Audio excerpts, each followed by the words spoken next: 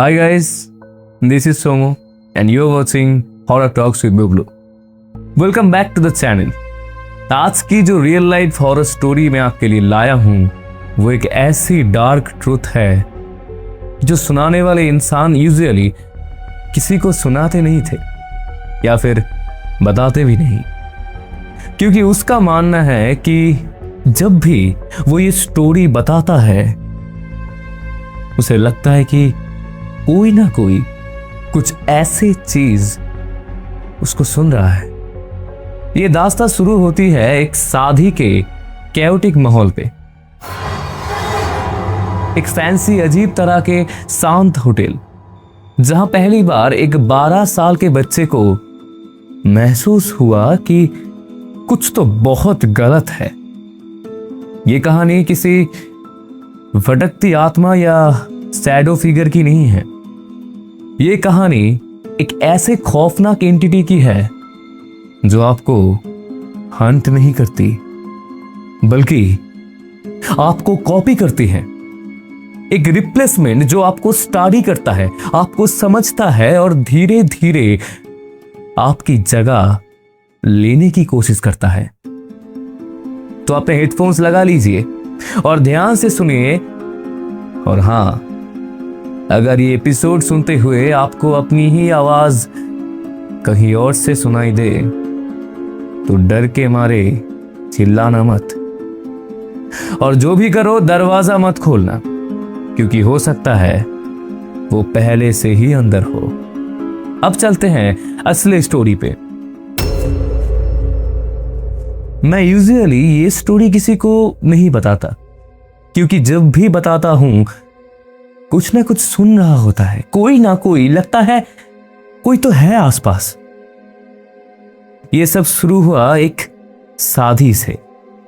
एक fancy hotel, बहुत ज्यादा क्लीन था और कुछ जगह इतनी ज्यादा क्वाइट थी कि अजीब लग रहा था। तब मेरी एज 12 थी।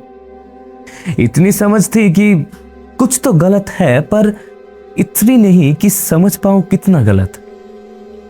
सुबह मेरी आंख एक झटके से खुली। शौक नहीं, बिल्कुल नहीं, जैसे कोई गुस्से में जगाने की कोशिश कर रहा हो। मुझे लगा मेरी सिस्टर होगी। मैंने आंख भी नहीं खोली, सिर्फ ग्रोन किया और बैठ गया। तभी हवा महसूस हुई, हेवी और केमिकल वाली। सांस लेना मुश्किल हो गया। हेयर स्प्रे इतना ज्यादा कि गला पूरा जलने लगा। कोई रूम में इधर उधर तेजी से चल रहा था। फुटस्टेप्स फास्ट थे। स्पीड्स बार बार, जैसे कुछ ठीक करने की कोशिश हो रही हो, या फिर कुछ छुपाने की। फिर शावर चलने लगा, बहुत लाउड। पर प्रॉब्लम ये थी, मैंने किसी को देखा ही नहीं। मैंने एज्यूम किया कि मॉम रेडी हो रही थी, शादी का घर था तो कैओस नॉर्मल होता है। मैं आधी नींद में रेडी होने लगा। कपड़े पहनते हुए एक अजीब सा फीलिंग आ रही थी, जैसे मैं अपनी बॉडी में फुल्ली प्रेजेंट ही नहीं हूं। तभी नॉक नॉक की आवाज आई। मैं दरवाजा खोला, लेकिन कोई नहीं था। फुटस्टेप्स तक नहीं, सिर्फ सन्नाटा। यहीं पे पहली बार वो फीलिंग आई। पेट में ठंडी सी गिरावट, पर मैंने इग्नोर कर दिया, क्योंकि हम सब ऐसे ही करते हैं ना। सच सुनने से पहले खुद से झूठ बोलते हैं।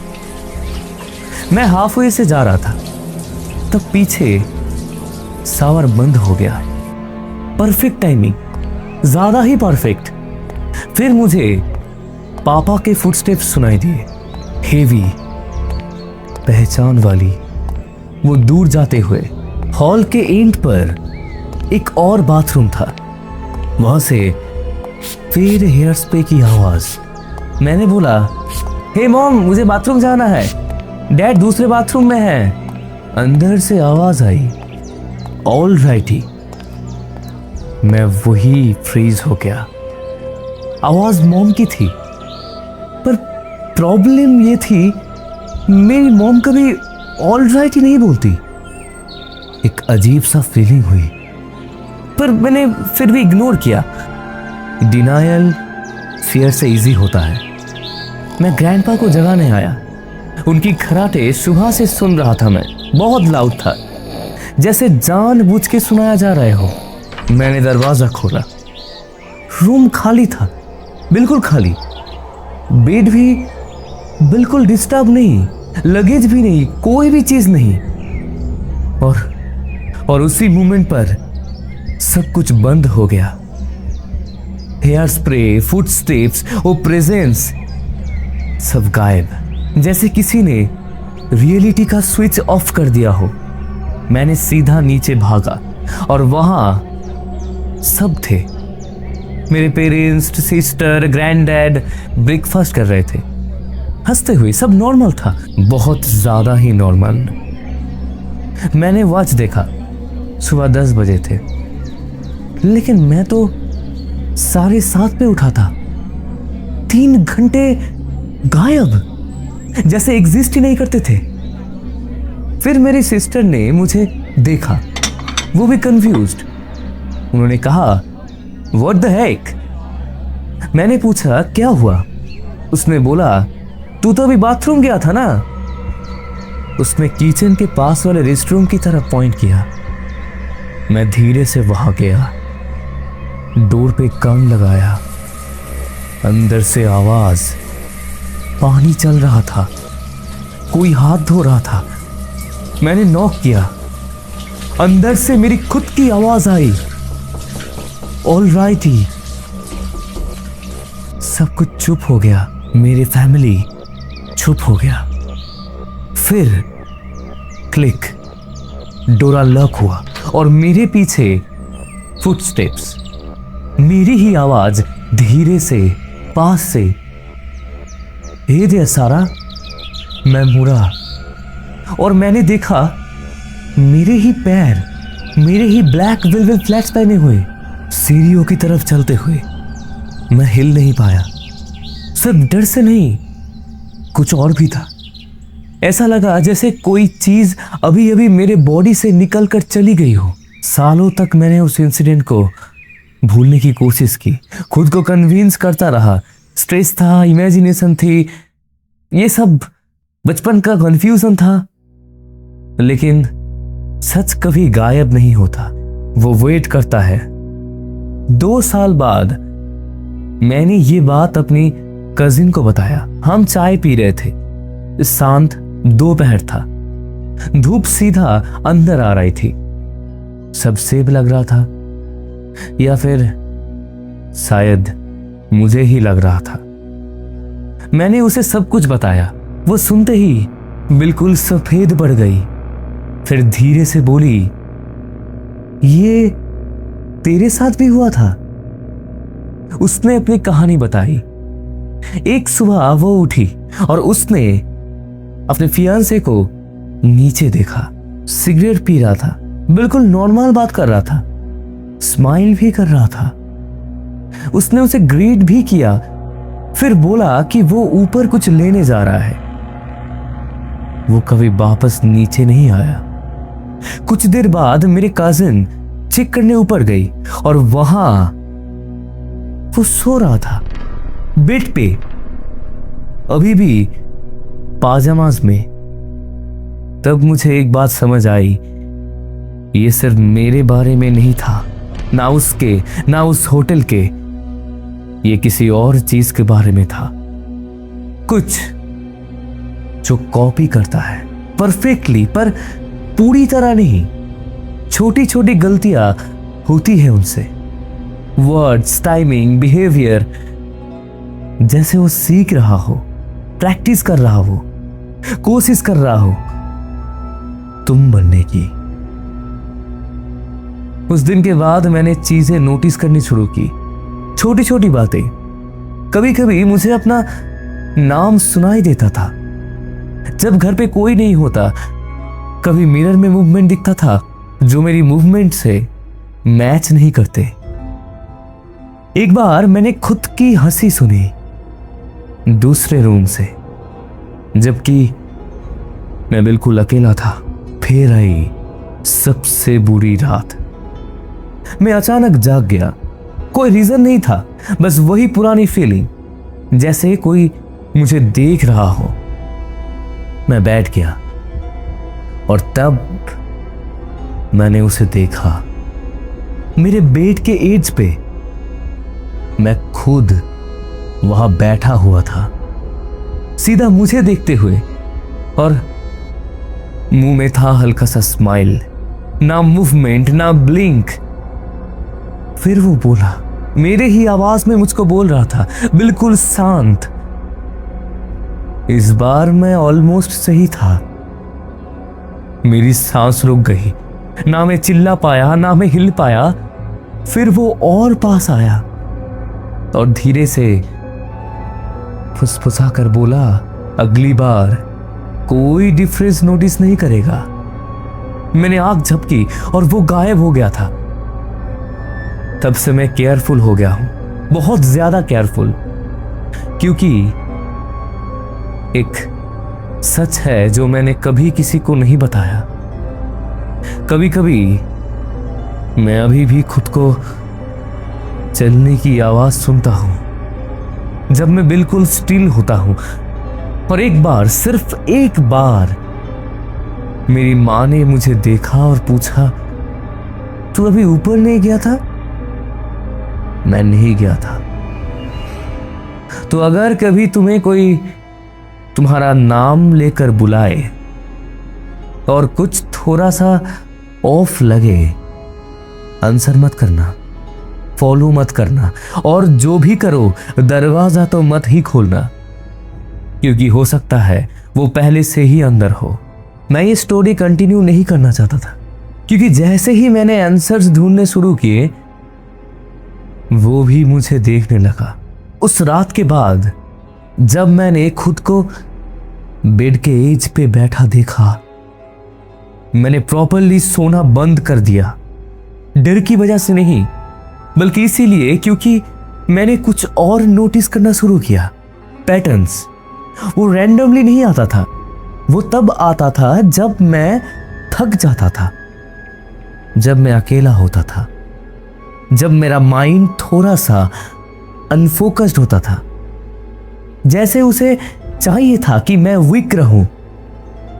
मैंने रिसर्च करना शुरू किया। ऑनलाइन फोरम्स नहीं, घोस्ट स्टोरीज नहीं, पुराने रिकॉर्ड्स, फोकलोर, ऐसे चीजें जिनके बारे में लोग बात नहीं करते। और मुझे कुछ मिला, एक कंसेप्ट जो अलग अलग कल्चर्स में रिपीट होता था। घोस्ट नहीं, स्पिरिट नहीं, ये टोटली रिप्लेसमेंट था। कुछ ऐसा जो तुम्हें हंट नहीं करते, कुछ ऐसा जो तुम्हें स्टडी करते हैं, तुम्हें समझते हैं, फिर तुम बनकर जीते हैं। कुछ लोग इसे डबल बोलते हैं, कुछ शैडो सेल्फ बोलते हैं, पर एक लाइन सबसे ज्यादा डेंजरस थी। ये तब तक पूरी तरह एग्जिस्ट नहीं कर सकता जब तक दूसरे लोग इसे तुम समझकर एक्सेप्ट न कर ले। तब सब कुछ क्लियर हो गया। वॉइसेस, टाइमिंग की गलतियां, वो छोटे रॉन्ग वर्ड्स जैसे ऑलराइटी, वो परफेक्ट नहीं था, वो अभी सीख रहा था। फिर मुझे मेरी सिस्टर की एक बात याद आई। उस सुबह सब होने से पहले उसने मुझे हाफवे में चलते हुए देखा था, जब मैं एक्चुअली बेड पे सो रहा था। वो मिस्टेक्स नहीं थी, वो उसका पहला अटेम्प्ट था। और तब मुझे एक और चीज समझ आई, वो मुझे रैंडमली कॉपी नहीं कर रहा था, वो मुझे कॉपी कर रहा था पीस बाय पीस। उसके बाद मैंने फाइट करने की कोशिश की। मैं लोगों के साथ रहने लगा, अकेला रहना अवॉइड किया। जब भी कोई बुलाता मैं लाउड रिस्पॉन्ड करता ताकि सब मुझे क्लियरली देख सके, पर वो रुका नहीं, वो बस बिटर होते गया। मेरी मॉम ने छोटी छोटी डिफरेंसेस नोटिस करना बंद कर दिया। मेरी सिस्टर ने एक बार बोला, तू थोड़ा वेयर्ड बिहेव नहीं कर रहा आजकल। मैंने पूछा कैसे? वो बोली, पता नहीं, बस थोड़ा डिफरेंट लगा। ये सुन के मैं डर गया, क्योंकि मैं चेंज नहीं हुआ था। एक शाम मैंने डिसाइड किया टेस्ट करने का। अगर उसे मुझे रिप्लेस करना ही है तो शायद उसे चाहिए कि मैं गायब हो जाऊं। मैं पूरी रात जागता रहा, मिरर के सामने बैठा खुद को देखता रहा। जरूरत पड़ने पर तभी ब्लिंक किया, मूव भी कम से कम कर रहा था। घंटे बीत गए, कुछ नहीं हुआ। फिर 3:30 के आसपास मेरा रिफ्लेक्शन ब्लिंक किया। मैंने नहीं किया। मेरा पूरा बॉडी ठंडा पड़ गया, क्योंकि रिफ्लेक्शन ना डीले था ना डिस्टॉर्टेड। वो बस मैं नहीं था। वो धीरे से स्माइल किया, ऐसे स्माइल जो मैं कभी नहीं कर सकता। फिर वो मिरर के अंदर के पास आया और ग्लास पे टैप किया। तब मुझे सुनाई दिया मेरे पीछे फुटस्टेप्स। मैं मुड़ ही नहीं सकता था, क्योंकि मुझे ऑलरेडी पता था वो आ चुका था। मिरर के बाहर मेरे पीछे से आवाज आई, मेरी ही आवाज, सॉफ्ट, काम एंड परफेक्ट। Thank you. मुझे यही चाहिए था। उसके बाद क्या हुआ मुझे क्लियरली याद नहीं। बस फ्लैशेस, अंधेरा, प्रेशर, जैसे मुझे कहीं दबा दिया गया हो। बहुत टाइट जगह में, बहुत दूर। जब मैं जगा, मैं खड़ा था मिरर के सामने, पर कुछ गलत था, बहुत गलत। मैं प्रॉपरली मूव नहीं कर पा रहा था। पैरालाइज्ड भी नहीं था मैं, पर मैं अपने बॉडी को कंट्रोल नहीं कर पा रहा था। मैं मिरर के अंदर था और बाहर मैं खुद को देख रहा था, चलते हुए, स्ट्रेच करते हुए, सांस लेते हुए, जिंदा। वो मुझे देख रहा था सीधा आंखों में और स्माइल किया। फिर उसने बोला, जोर से नहीं, पर मुझे सुनाई थी, सीधा मेरा दिमाग के अंदर, तू सबसे इजी था। दिन बीत गए, या फिर शायद हफ्ते। यहां टाइम सेम तरह काम नहीं करता। मैं सब कुछ देख सकता हूं, सुन सकता हूं, पर कुछ कर नहीं सकता। मेरे फैमिली को कुछ पता नहीं चला, या पूरी तरह नहीं। कभी कभी वो हेजिटेट करते, कंफ्यूज होते, पर फिर उन्होंने एक्सेप्ट कर लिया, क्योंकि अब वो परफेक्ट है। वॉइस, हैबिट्स, वर्ड्स, यहां तक कि मैं लोगों को कैसे देखता हूं वो भी। बस एक चीज अलग है, कभी कभी जब उसे लगता है कोई देख नहीं रहा, वो मिरर्स को घूरता रहता है लंबे टाइम तक और स्माइल करता है, क्योंकि उसे पता है मैं अभी भी यहां हूं, देख रहा हूं, वेट कर रहा हूं। और सबसे खराब बात जो मुझे तब समझ नहीं आई थी, वो सिर्फ तुम्हें रिप्लेस नहीं करता, वो तुम्हें रखता भी है, ताकि वो सीख सके हमेशा। और अगर तुम ये पढ़ रहे हो, अगर ये स्टोरी थोड़ी ज्यादा रियल लग रही है, अगर तुमने कभी अपनी आवाज सुनी है जब तुम अकेले थे, तो समझ लो उसने तुम्हें देख लिया है। और अगली बार जब तुम मिरर में देखो, ध्यान से देखना, क्योंकि अगर तुम्हारा रिफ्लेक्शन तुमसे पहले स्माइल करे तो भाग जाना।